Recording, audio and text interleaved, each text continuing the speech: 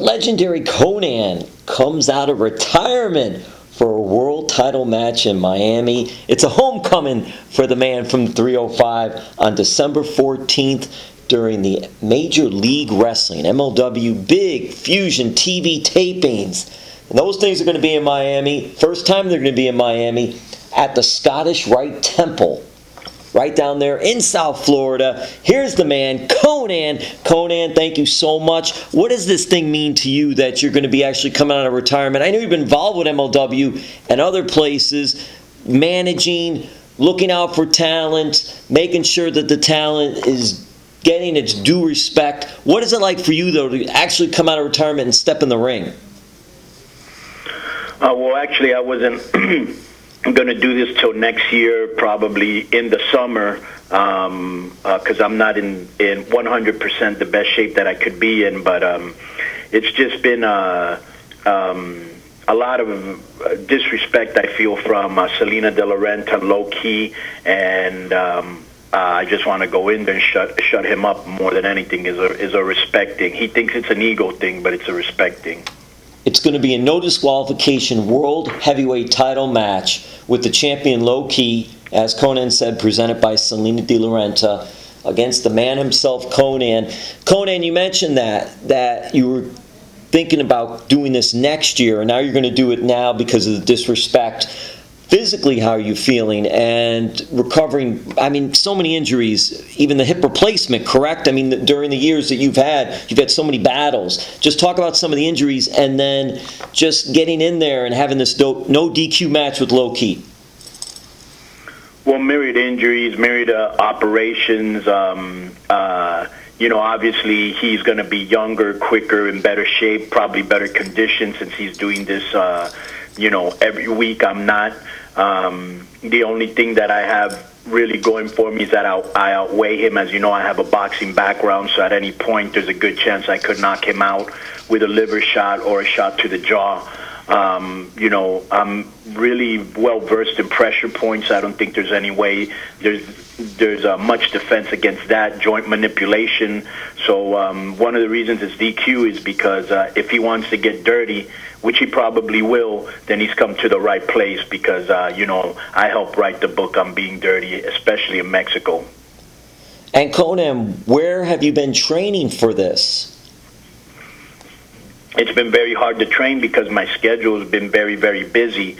I think out of the last 21 days, I've probably been on the road 18 of them. So it's very hard to really I want to. So I've been doing a lot of training, like in the hotel room and stuff like that, and watching videos. And like I said, I'm really into pressure points and joint manipulation, stuff that I don't think he's very well versed in because, he's been in street fights, he's been beat up in wrestling rings, he's been hit with chairs. Stuff like that isn't going to be new. Isn't going to be new to him. But if I really attack him, some of his pressure points, and try to maybe even dislocate him, that's something I don't think he's used to. Are you going to have any time from now, though, till the match itself, and that those events will be December 13th and 14th, and your big event will be December 14th when you go against Loki? Will there be any training out in California? You'll be able to get into the gym and do anything?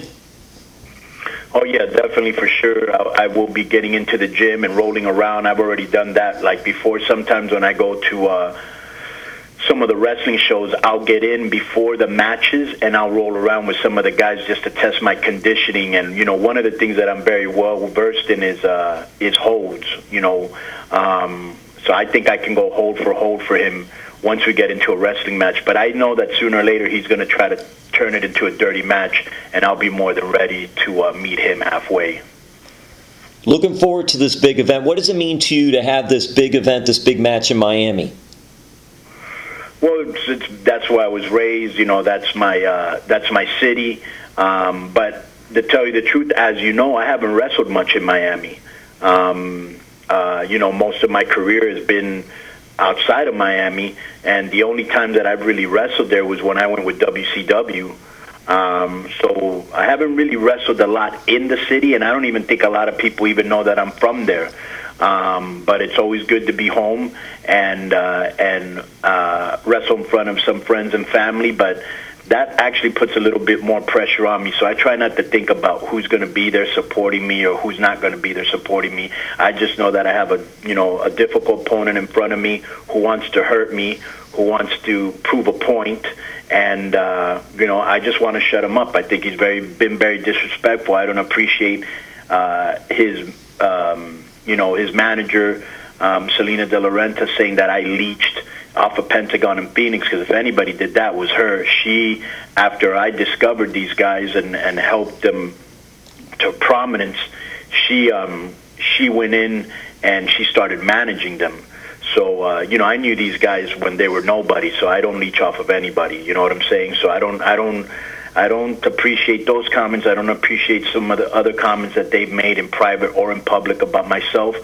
So now I'm going to go in there and have a chance to shut him up. I may get hurt in the process, but at the same time, what's going to happen? What would happen, Jim, if I actually beat him for that championship after everything he said about me? That would be one of the all-time greatest moments, just to shove it back in his face. And I know it would almost be like a George Foreman or a Randy Couture coming out of retirement and going in there and just shocking the world. Well, yeah, that's what I plan to do. And so, right now, he's tried to play mind games with me, but there's no way he can get into my mind. That's something that I usually do. So this is really going to be, what type of condition I can get into, because I know he's in excellent condition. And if he'll be able to withstand the way that I could put it is, I'm gonna bring a lot of stuff to him that he's never seen before, and I just want to see how he reacts. Well, you mentioned leeching, and if there's one person that hasn't leached off anybody, it's Konnan. Because Konnan, you've been helping guys for years, getting into WCW, getting into all the different organizations, and now with MLW and all. So that part right there might be some jealousies on their side and all. But I will ask you this about Loki. This guy's very well accomplished, and as you said, keeps himself in very good shape. If you could just put aside for just a moment the disrespect part and things like that, what are your thoughts of Loki before he started doing this disrespectful way and the talent he's been in pro wrestling? Well, Loki was a guy that actually worked for me for a very, very short time in LAX when I was in Impact. So I know what type of professional he is, how dedicated he is, how passionate he is. And, I respect him on that end. I'm very surprised that he would come at me this way, the way he has, with disrespect. And so now he's going to have to learn a lesson, and learn to respect. To me, this is all about respect. He disrespected me, and let's see if he feels the same after our match. Let's see what he has to say after our match in Miami. You mentioned Pentagon and then also Rey Fenix, and they're going to be in a huge match during these TV tapings at Miami Scottish Rite Temple, December 13th and 14th. They're TV tapings for beIN Sports, and it's going to be a huge event in Miami. Great event. MLW was in Fort Lauderdale at the War Memorial Auditorium. That was awesome. Now, they got a big match coming up with the Hart Foundation, and these are Teddy Hart, Davey Boy Smith Jr., Brian Pillman Jr. There's some legacy there with those names. What are your thoughts of Pentagon Jr., Rey Fenix, how they've come along? What two exceptional talents. And then going against the Hart Foundation on December 13th in Miami. Yeah, that's a good team. I mean, I don't know. You just mentioned three guys. I don't know which of those three they're going to wrestle. Probably Smith and Teddy Hart. I would think that too because of the experience. Right. Brian's only been in, I don't know, a couple years, if that. So he would be very green. I think he's going to be in their corner to support them just like I would be. If he gets involved, he'll probably take a chair shot from me. I'm going to make sure that he doesn't get involved. But, both Smith and Hart are very accomplished wrestlers. As you know, I've worked with Teddy a lot in AAA in Mexico. So he's an exceptional athlete, and he's willing to do whatever it takes to win. And I know this is a very big match for them. So we're taking this very seriously. And that's going to be a great match because you got four great wrestlers in the ring, two brothers and two cousins. And Pentagon Jr. and Rey Fenix, those two have come along quite a bit in the United States. Things that they've been able to do for other organizations, and now with MLW. Konnan, what did you see with them? Because you've seen them for a long time, correct? Yeah, I met them almost 10 years ago, I think, around 10 years ago, and they had different names. And, when I first met them, I thought they were like homeless. They were so poor, but you could see the talent, and I spent a lot of time with them. And it's just because you never, whether it's Rey Mysterio or Psychosis or, even LAX and Impact, you just, you notice the talent, and then you try to cultivate it, and you help them along. Some people don't know how great they can be unless you show them or you tell them.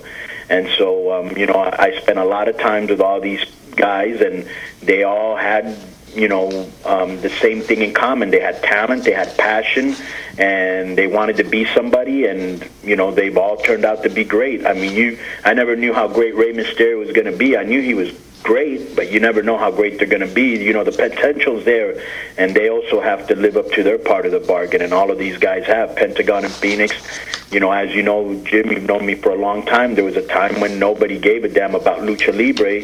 Now everybody wants to have a Lucha Libre match, That's the... Yeah. Excuse me? No, go ahead. I was going to say that's the thing, because you see groups like Lucha Underground and what they were doing, and then all this talent in Mexico, and you could see it now because of social media. There are more eyes on it, whether you go to YouTube or the websites or something like that. I think that really has helped elevate the lucha style into the American game. Right. And so, and now you see, like in All In, which did so well, and Pentagon and Rey Mysterio and Bandito and all these, you had all this lucha representation, and everywhere you go now, PWG or, wherever you go, Ring of Honor, or everywhere Impact, everybody wants to have luchadors, and everyone wants to see Lucha Libre because, the back in the early 90s or the mid 90s, when we first brought, that first luchador invasion, I was always of the mindset that I thought Lucha Libre was way more exciting than American wrestling. It was more creative, and it was more colorful, and it was just different.